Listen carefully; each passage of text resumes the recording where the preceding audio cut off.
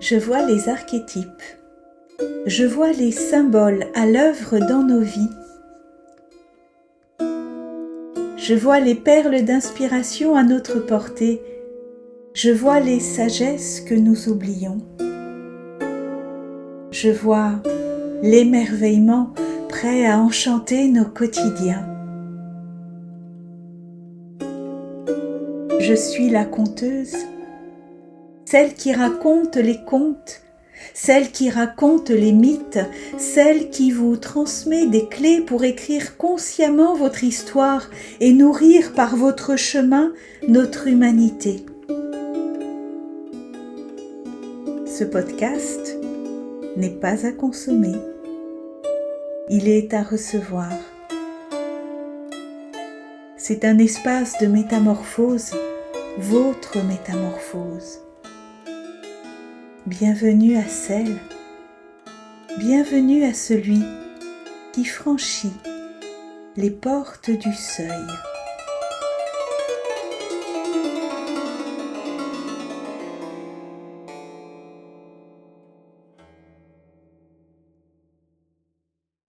Bonjour les amis, bienvenue. Merci d'avoir franchi les portes des récits du seuil. Aujourd'hui, je vous partage un épisode qui est un enseignement sur la vérité que portent les contes et sur la guérison qu'ils nous apportent. Je suis Anna Lazowski, je suis historienne, je suis conteuse, écrivaine, thérapeute et aussi clairvoyante. Et depuis plus de 25 ans, je raconte des contes. Ces contes m'ont guérie. Ils ont aussi accompagné des milliers de personnes à qui je les ai transmis oralement ou par mes livres, mes articles également. Et j'ai constaté, je l'ai entendu, je l'ai vu et je l'ai activé bien sûr par le fait de transmettre ce récit. J'ai vu des contes qui ont permis à des enfants de trouver des mots pour parler de leurs mots, M-A-U-X, et qui parfois étaient vraiment très difficiles. Et les contes, en tout cas le conte qu'ils ont entendu, leur a permis de trouver le courage à la fois de guérir, de se déposer et de pouvoir écrire en fait une autre histoire. Alors cette question revient souvent, comment est-il possible qu'un simple conte transforme votre vie? Et c'est à cette question que je vais vous répondre aujourd'hui. Et pour que vous en fassiez l'expérience, je vous invite à vous abonner et à aller voir les différents contes qui sont déjà dans ce podcast. D'autres vont venir puisque je publie un épisode par semaine et vous allez intuitivement être appelé vers un récit. Faites-vous confiance, prenez un temps pour l'écouter. Vous pouvez vérifier la durée de ce récit pour ouvrir l'espace pour vous parce que votre être intuitif, votre inconscient, votre âme savent très bien quel conte va vous apporter une vérité sur vous-même, une vérité sur une partie de votre histoire et ce même conte avec ces archétypes va vous guérir et vous permettre d'écrire autre chose.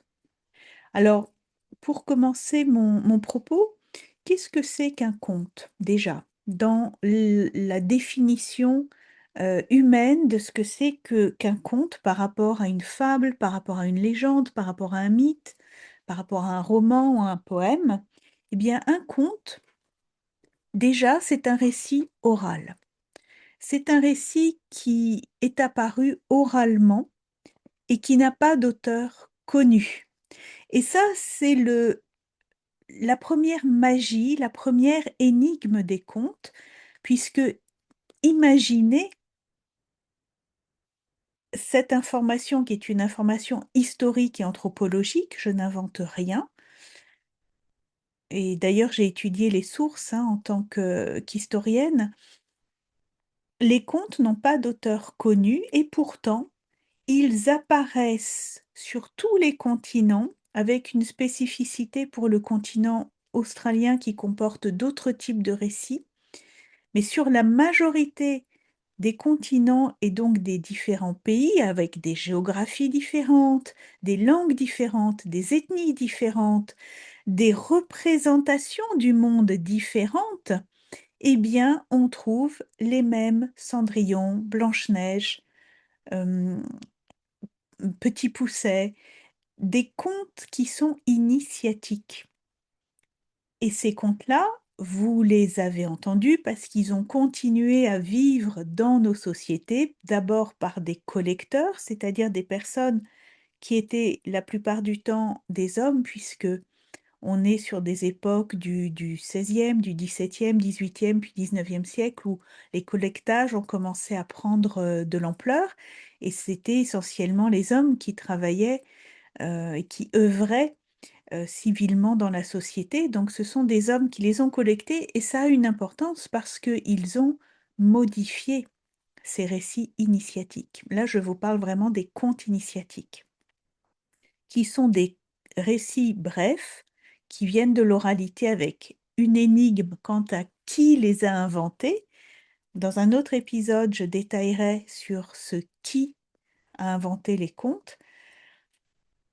Pour le moment, c'est pourquoi ils nous disent la vérité et pourquoi ils nous guérissent. Et donc, on a sur tous ces continents, sur des latitudes, des longitudes différentes, des topographies différentes, des cultures différentes, des référents euh, au masculin, au féminin, à l'intimité, à l'enfance, à la mort, à la vieillesse, au mariage, à la fratrie, à la relation, à la nature différente, eh bien, on a des contes similaires. Et ça, c'est une première énigme. C'est un espace qui n'a pas d'équivalent à ma connaissance dans l'humanité. Et mon interprétation, c'est qu'en fait, ces récits sont nés d'une intelligence du vivant qui porte des vérités fondatrices pour que nous apprenions à la fois à être et à vivre. Parce que savoir être et savoir vivre, c'est pas la même chose. Et un être humain est un être complexe. Nous avons un inconscient qui est pétri de toute l'histoire de nos ancêtres, donc aucun de nous ne naît vierge. Le transgénérationnel et la psychogénéalogie est une de mes passions et un des axes aussi de mon travail de thérapeute. Et je le relie aux archétypes de contes, ce qui donne voilà, une très grande efficacité à mes accompagnements, mais c'est surtout parce que ils se rejoignent. C'est comme ça que dans mes études personnelles et dans mon chemin de guérison personnelle, j'ai bien vu que c'est comme les ailes d'un même oiseau, en fait. Et donc, nous avons dans notre inconscient des tas de structures avec des symboles, et les contes véhiculent des symboles avec un chemin symbolique. Et c'est pour ça que là, je parle des contes initiatiques. Il y a des contes qui vont être plus des contes de divertissement ou des contes étiologiques sur l'origine des choses.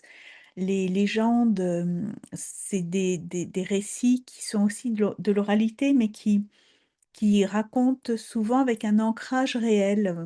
Ça peut être la légende du château hanté ou du bois aux fées. Donc, c'est des lieux souvent qui sont réels, alors que le conte a cette spécificité d'être dans un endroit, dans un village. Il était une fois. Il était une fois dans une ferme. Il était une fois dans un royaume. Il était une fois dans un désert. Il était une fois au bord d'un fleuve. Et donc, on a ces espaces qui sont des espaces complètement symboliques qui entrent en résonance avec nous et qui nous permettent en fait de créer une alchimie. Le symbole et les émotions qui sont reliées au symbole, donc qui passent de l'inconscient au conscient et au ressenti émotionnel, eh bien, cette œuvre-là fait alchimie, et cette alchimie fait guérison. Parce que tout, tout le chemin symbolique du récit franchit des étapes qui vont jusqu'à la résolution. C'est pour ça que les contes s'arrêtent lorsque la difficulté est dépassée et qu'on a une chute un petit peu brutale. Ils se marièrent, ils eurent beaucoup d'enfants, point. Euh, il trouva sa destination et il fut heureux. Voilà. Elle,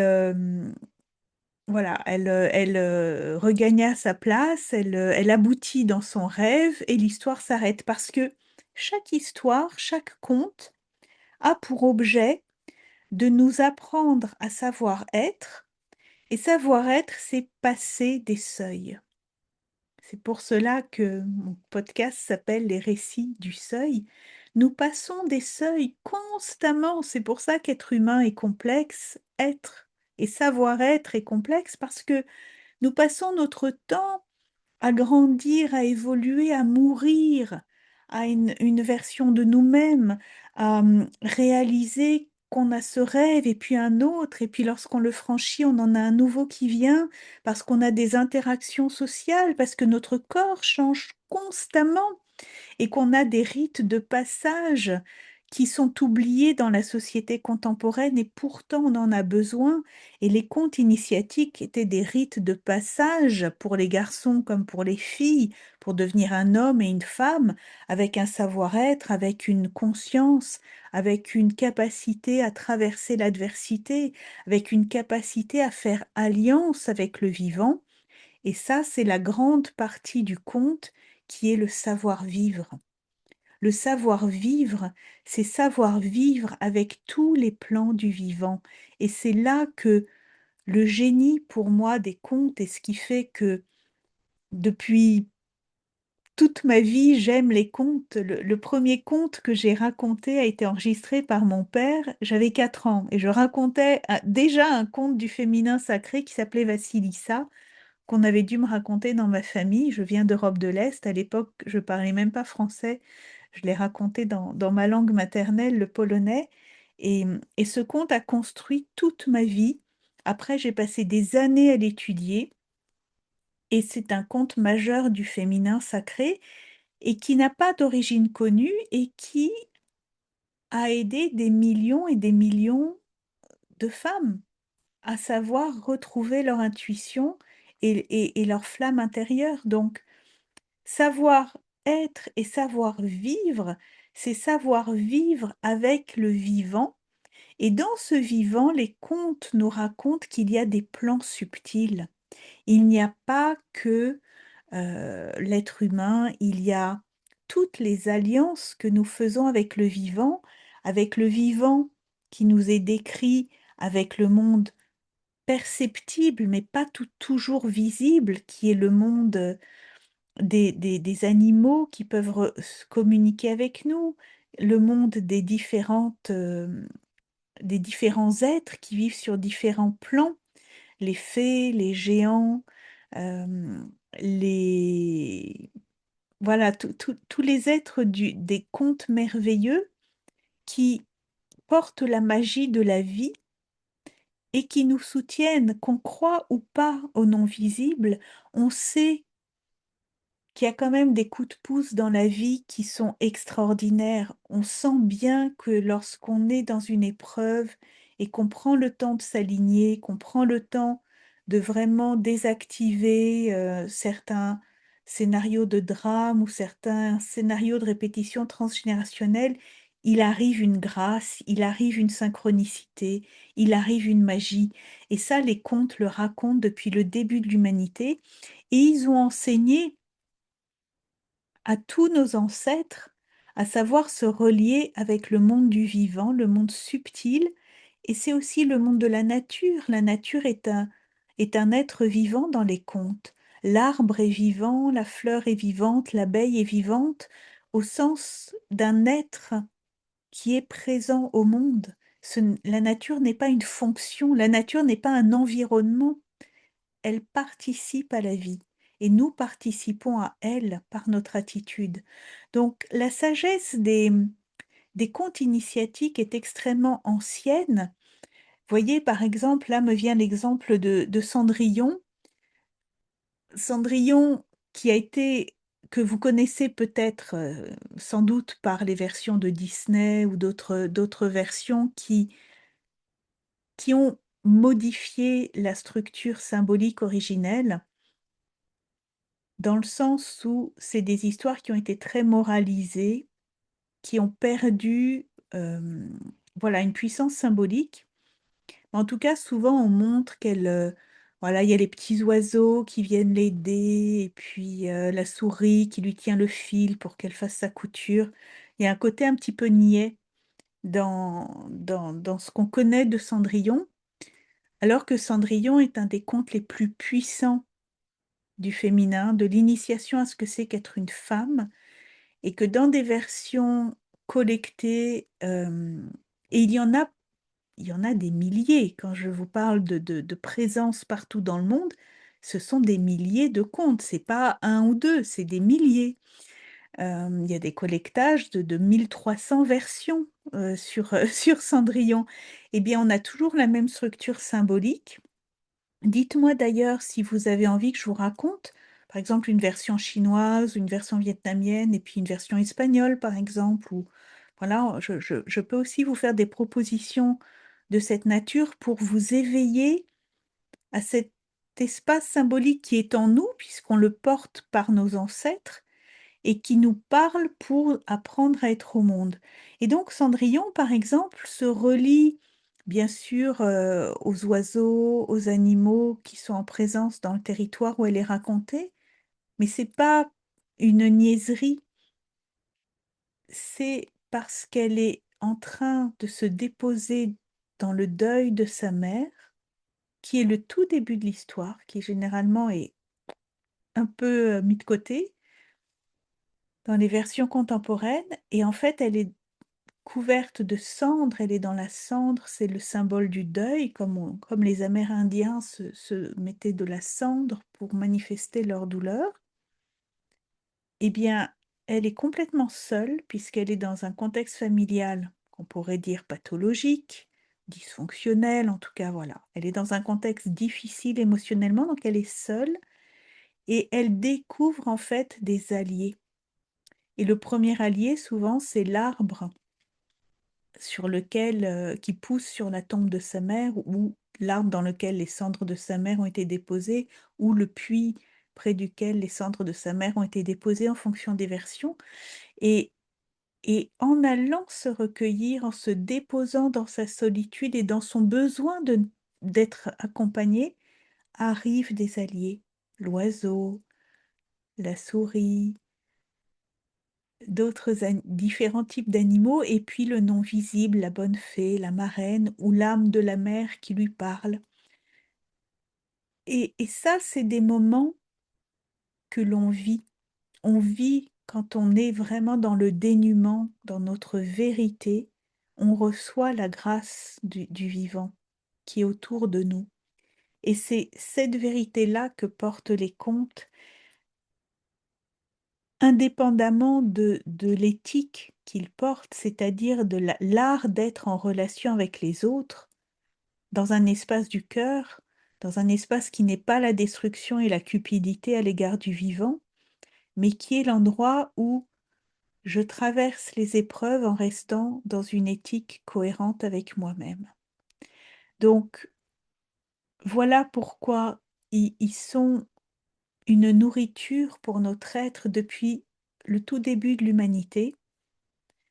Avant le temps des contes, il y avait les mythes qui sont encore un autre espace dans notre inconscient, et je vais faire, très prochainement un épisode sur les mythes et sur les dieux et les déesses qui sont d'autres archétypes qui ont donné naissance aux contes. En tout cas, je voulais, voilà, vous transmettre cet enseignement parce que c'est un endroit qui est une ressource pour vous. C'est une ressource qui n'a l'air de rien. Souvent, on pense aujourd'hui qu'un conte, c'est un petit peu, voilà, un petit peu tarte à la crème, ou c'était, des récits misogynes ou des récits, voilà, qui ne mettait pas en valeur les femmes, par exemple. Et je ne dis pas que ça n'a pas existé, simplement, moi, je vous transmets des contes initiatiques qui portent l'ADN de la révélation de nos souverainetés. Donc, encore une fois, le monde du conte, c'est un répertoire très, très vaste, très complexe, euh, qui demande beaucoup de temps et d'humilité pour entrer en contact avec lui. Moi, j'y consacre ma vie, donc je commence à être à l'aise, mais c'est un répertoire qui est vaste et on n'est pas du tout dans le répertoire de Perrault ou dans les fables de La Fontaine. On est vraiment dans un autre espace que vous pouvez découvrir dans les récits du Seuil. Et je suis toujours heureuse de lire vos commentaires auxquels je porte attention. Je réponds à vos interrogations si vous en avez. Et je pense que pour aujourd'hui, le contenu est assez dense et je vous invite vraiment à faire l'expérience de recevoir un conte initiatique, de sentir comment ça alchimise en vous sa magie de métamorphose. Et je vous dis à très bientôt. Merci de votre écoute, merci de vos partages et de vos soutiens. Et pour celles et ceux qui souhaitent un accompagnement, je vous accompagne en individuel et en collectif. Toutes les infos sont ci-jointes. Elles sont sur mon site annalazowski.com. À bientôt.